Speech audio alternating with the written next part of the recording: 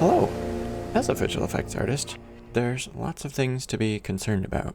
For me, I feel like it's always, what if I end up needing to do this shot and I'm just not able to? What if I'm not good enough? I guess that's the biggest fear I have. But over the years, I've learned more and more, and some things that I used to be scared of, I'm not scared of anymore. So today, I wanted to share a couple of techniques and tricks that have helped me to be less fearful when it comes to certain situations. So, first of all, occlusions behind grass and trees. I used to think that if I had anything go behind grass or greenery or trees or anything, that I'd have to mask it out really specifically, and maybe on big projects that'd be a good idea.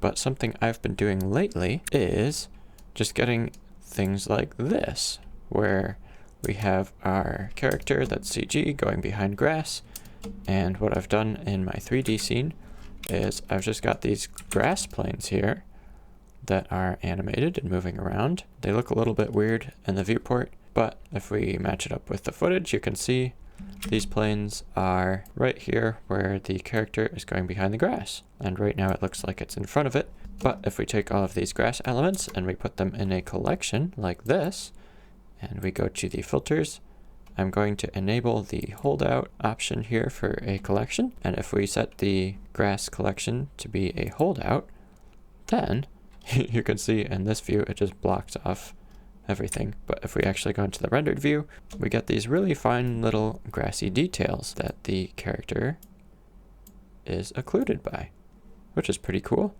Now, as we zoom in here, you can see it's not perfect.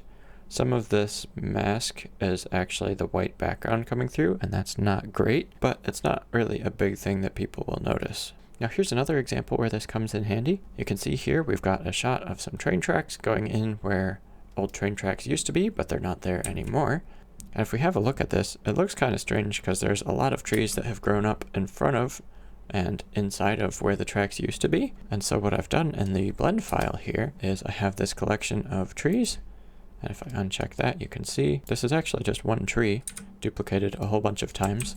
And a quick tip here for you, if you have kind of a high poly object like this and you're duplicating it and you don't really want to change it that much throughout the scene, if you go Alt-D, that'll kind of clone the object data from one tree to every tree, and that way it takes up a lot less memory. But anyways, you can see if we look at the footage, there's kind of a tree here in front of the tracks, and so I've put this one in here, and I just kind of eyeballed it throughout the rest of this shot here. You can see some underneath there, and there's actually some on the other side of the tracks, and these are for casting shadows basically. But the really cool thing about this technique in particular is these masks are three-dimensional, so you can have them clipping through the train track, which looks a little bit strange, but it's kind of great because you get to keep the lighting of the real trees and also have that as a 3D mask. Now once again, this technique isn't perfect. If you look closely here, you can see there's some things that are masked out that probably should not be, and when it's moving, you can really see that's more of an issue.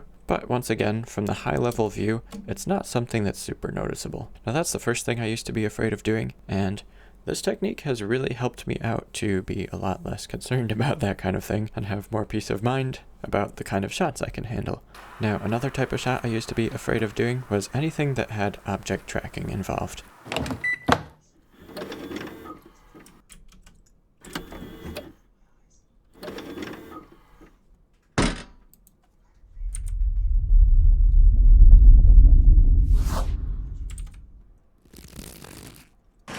Look at that neck!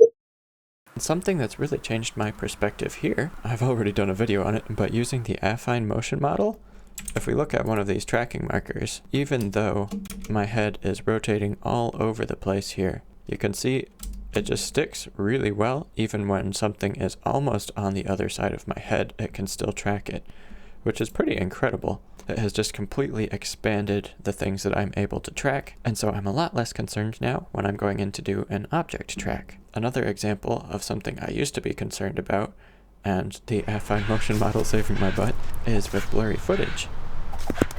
If we take a look at this camera track and zoom in on what this tracking marker is tracking here, this point of high contrast becomes a ridiculous blur of something very different than what it used to be. With the affine motion model, it's able to stretch to accommodate for the marker changing so much, which is a total game changer when it comes to blurry footage. This stuff used to be my worst nightmare. But yeah, weird occlusions, object tracking, and tracking blurry footage are things that I'm not really that concerned about doing anymore. Of course, it's still a challenge, but we have the tools to be able to conquer those types of shots now. And so I just wanted to share those techniques for tackling these crazy shots with you. Now, if you stuck around this long, I wanted to thank you and give you a gift. So this is my pack of seamless looping smoke assets. And these can be really handy when you need to add a little bit of life or atmosphere to a shot. I've been using these a lot lately in different shots, and I'm really happy with the way these things can really spice up a shot and make it look good. But yeah, that's completely free, and there's a link in the description if you'd like to pick that up. But other than that, I hope you have an excellent day, and cheers!